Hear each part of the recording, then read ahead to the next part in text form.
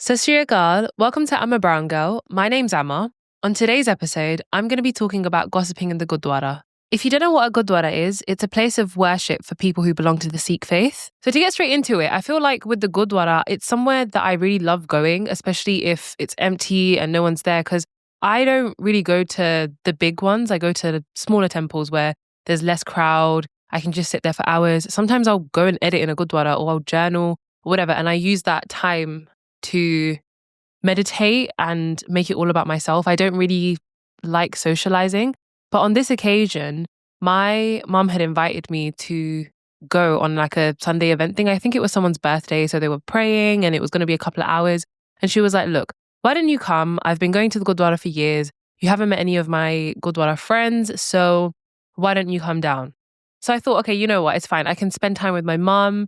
I can go to the Gurdwara. I can eat some really good food.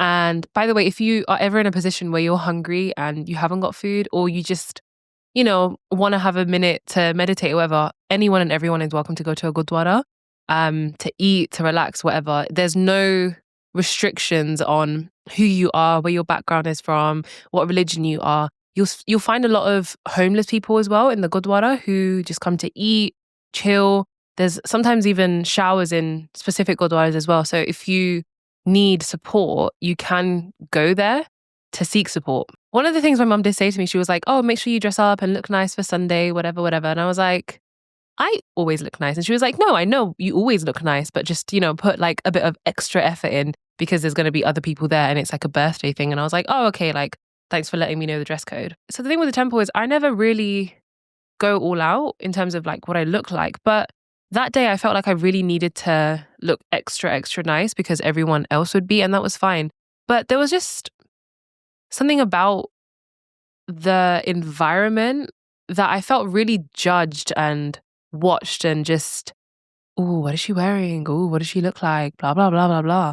And those feelings were not wrong because as soon as my mum greeted her temple friends, the first thing that came out of their mouth was like, oh, you've gained weight. Oh, you look nice. Oh, where did you get this suit from? Oh, where did you get this lipstick from? Like, it was very like critical. And I could tell that my mum was just kind of used to it. And she looked really nice. Like, my mum went all out. She did her hair, really beautiful suit. She looked really beautiful. But for me, it was really weird because I couldn't ever imagine going to my friends and the first thing that comes out of their mouth is something critical or negative about my appearance. Like, I was mortified as to how normal that was. And then the rest of the aunties were like greeting the other aunties, and just the first thing coming out of their mouth was very like critical about what they look like and their weight. Especially weight was a thing. Like, that was a hot topic of conversation, which was so weird to me. And I have spoken about this in depth on a previous episode, which was Tu Moti Lagdi, which in Punjabi means you look fat, which talks about the excessive focus on weight, diet and health in our culture and how toxic it is. And to see that at the Gurdwara firsthand again after a while, it was very hard to digest because I hadn't seen it in a while. So maybe I forgot about it because I went traveling and, I don't really care about anyone's appearance or my appearance or whatever. I just live happy.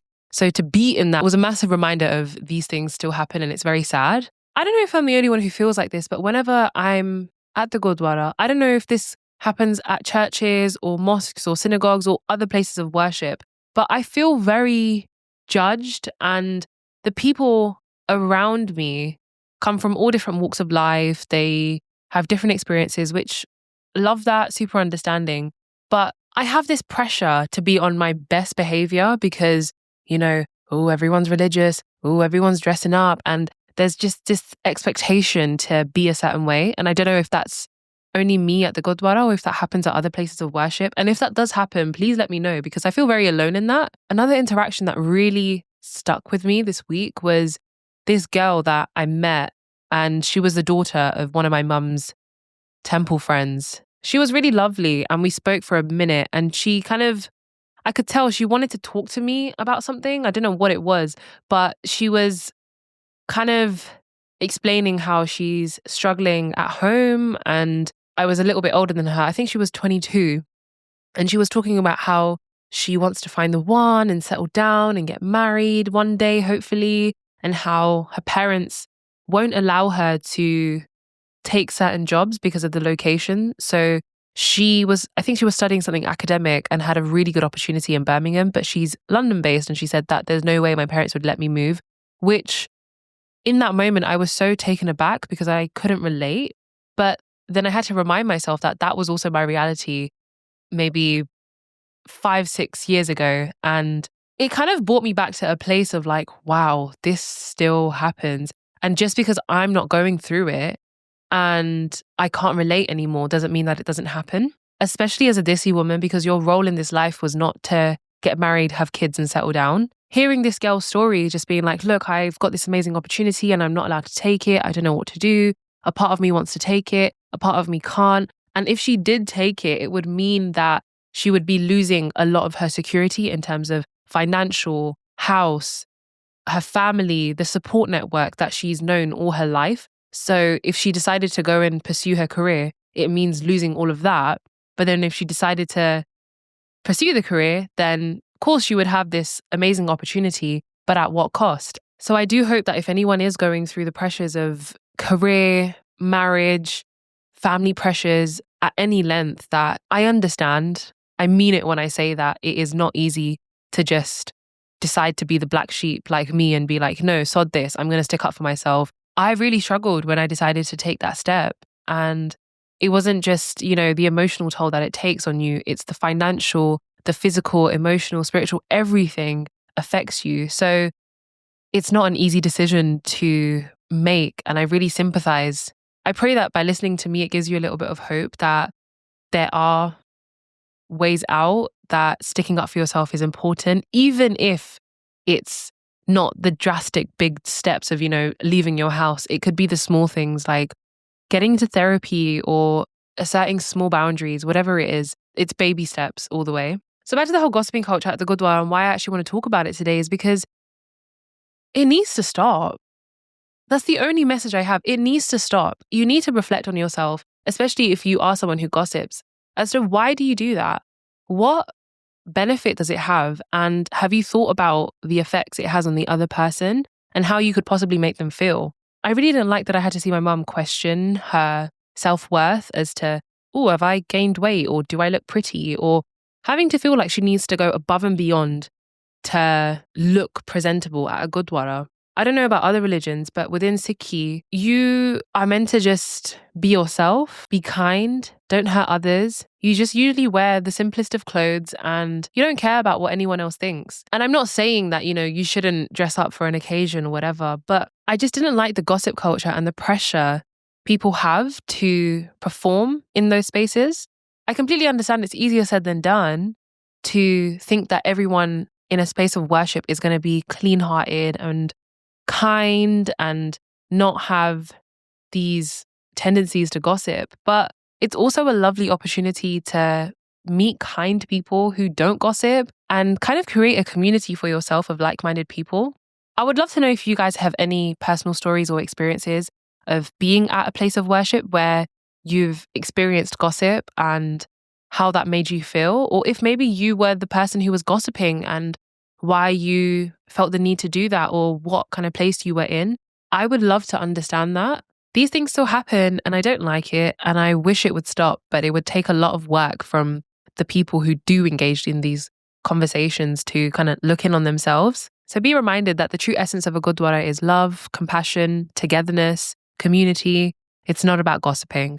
And it makes so much sense why our generation, as the young Desis who are under that pressure to get married or, the family expectations or whatever it is, that we're riddled with so much insecurity of being a certain way and being performative, because it starts so young and it starts in the one space that you would think is safe. And I know it might be a bit ballsy of me to actually say that out loud, but it's true and it needs to be said. I don't think today's episode will be too long. I am feeling really sick and I'm struggling to even sit up. I know I'm smiling and looking all cute right now, but I am not feeling well and I feel really sweaty. I don't know if something's going around, if there's like a virus. In terms of an end of episode check-in, I feel much better this week. I think 2 weeks ago, I was really going through it. I had some personal life stuff, but Now I've been journaling, I've been reading, I've been consistently going to the gym. And I think when it comes to self-care, there's not really a lot that goes in it for me. That's all I really need to do. I've been taking myself out a lot more. So I've just been pouring all of this love into me and I feel a lot better. So that's a positive. There's only one thing I want to share that has me feeling a bit, and I don't think anyone will reach out to me about this. I'd be surprised if they do. And if you do, firstly, thank you for making it this far. I really appreciate you listening and your engagement. That means a lot to me. But in terms of the podcast, I feel a bit stagnant. I love doing it and I feel like I'm good at it.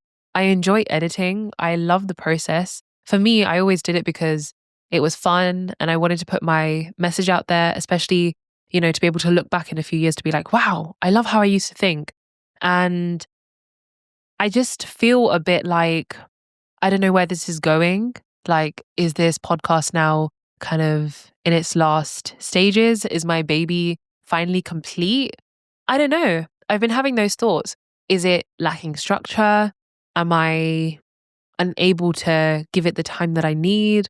Am I not enjoying it secretly? I don't know. Like, these are big questions I need to ask myself. I don't know. I just feel a little bit stagnant. I don't know where it's going. So if you do hear this and you feel like you might have a bit of encouragement or motivation or just, any bright ideas to be like, oh, like, have you tried this or maybe this or have you thought about this? I'd really appreciate it because I do it for you guys and your opinions and thoughts and improvements really matter to me and I do take them on board. So if you have anything, do let me know. I'd appreciate it.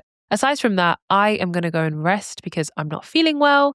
I hope you guys enjoyed this episode and it gave you something to think about as well. And as I said, if this is something that you have experienced in terms of gossip culture in a space of worship or you have an experience with that, let me know. Drop me a DM. Tell me about your story. I hope you guys have a lovely rest of the week and you take care of yourself. I thank you so much for watching. I thank you so much for listening. Thank you. Dhanyavad. Sat Shri Akal. Bye.